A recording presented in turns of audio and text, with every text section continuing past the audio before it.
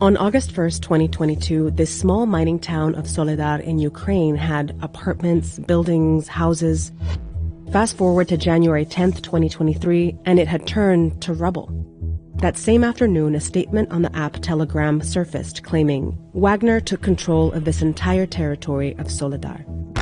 But even though the Russian army has been fighting across Ukraine for months, this message didn't come from them. It came from Yevgeny Prigozhin, a Russian oligarch with close ties to Russian President Vladimir Putin. He started out as a Kremlin caterer, where he got the nickname Putin's chef. But in 2014, he became the head of the Wagner Group, a covert Russian network with mining companies, political influence operations, and a brutal private military force. Until recently, the Wagner Group was a secret operation, and claiming a public victory like this was rare. But things are starting to change. And the playbook of this dangerous group is becoming much, much clearer. In 2014, Russian forces annexed Crimea and began fighting in eastern Ukraine's Donbass region. A year later, soldiers in unmarked green uniforms showed up on the ground to support Russian troops. They were called Little Green Men, but we now know this was likely the first time Wagner soldiers were deployed on the ground. These soldiers have become Prigozhin's frontline agents for Russia's global strategy. They serve multiple purposes for the Russian government, but chief among them is to divert attention from activities that the Russian government, and the Kremlin in particular, doesn't want the world to pay attention to. That's Candace Rondeau, a journalist who investigates the Wagner Group and Russia's strategy for proxy warfare.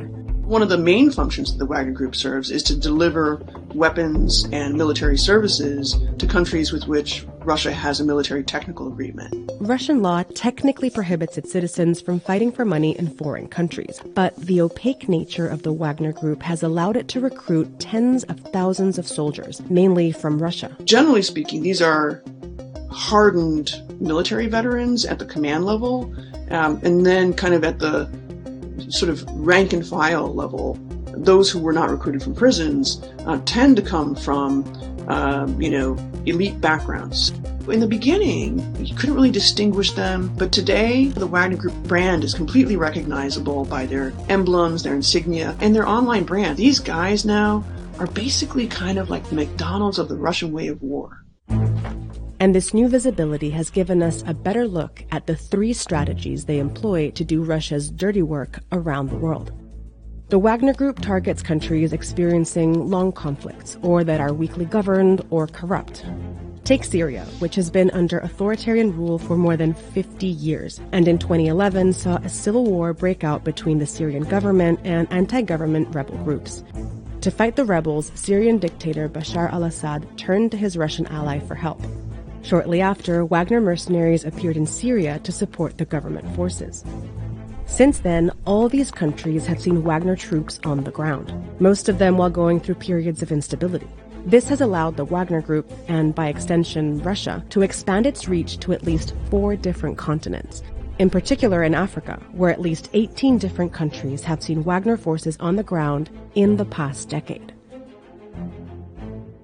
In these client states where Wagner is operating, a lot of the work is teaching local militaries how to do kind of reconnaissance and counterinsurgency, but often in a very rough way. The Wagner Group generally does this by spearheading brutal military incursions, like in Mali, another prime target for Wagner. Since 2012, Mali has been fighting a jihadist insurgency and has experienced 3 coups in just 9 years. 2 of the 3 coups brought Assimi Goïta to power, a Russian-backed president that remains in power today.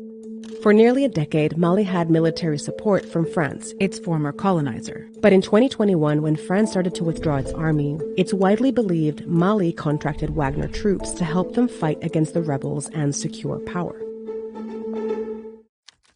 Mali denies the deployment of Russian mercenaries from the Wagner Group, but satellite imagery analyzed by the Center for Strategic and International Studies suggests they arrived quietly in December of 2021 and built a military base and access roads by the airport to facilitate their deployment. One of the biggest motivations for standing up a ghost army that nobody can quite describe or define. The main purpose of that is to make sure that the activities that the people do are not seen and cannot be traced and tracked.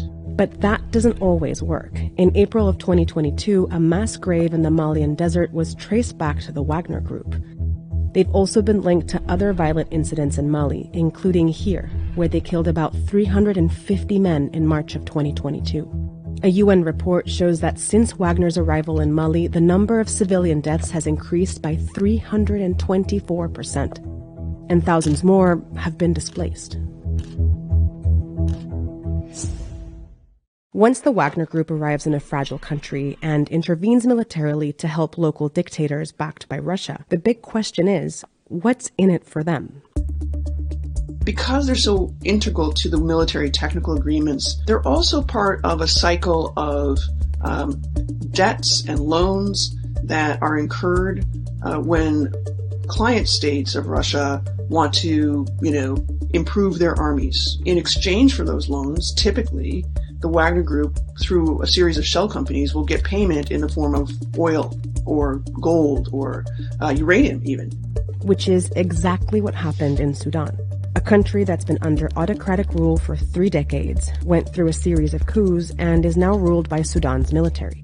Sudan's relationship with the Wagner Group began in 2017. At the time, Sudan's then president, Omar al-Bashir, felt his grip on power slipping and met with Putin to establish a new alliance with Russia. Transcripts show he presented Sudan as Russia's key to Africa.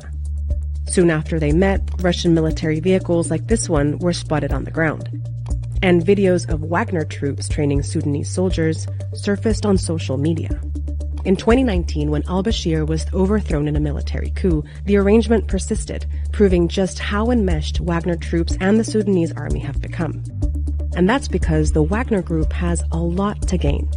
In exchange for providing weapons and training, the Wagner Group operates gold plants like this one, where they exploit Sudan's natural resources. Getting that kind of high-value commodity that can be quickly turned into cash through a money laundering enterprise is a big part of the Wagner Group playbook. But all of it is illicit and illegal. And Sudan is only one example. The Wagner Group's illegal mining activities span the whole continent.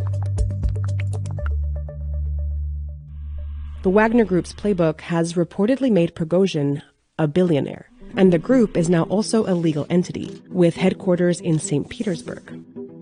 Putin has often denied links to Wagner Group activity, but in recent months, Prigozhin has started speaking publicly about his role, like when he claimed that victory in Soledar. It's drawn new sanctions and increased scrutiny from around the world. And that poses a serious challenge for Putin's regime and military influence across continents.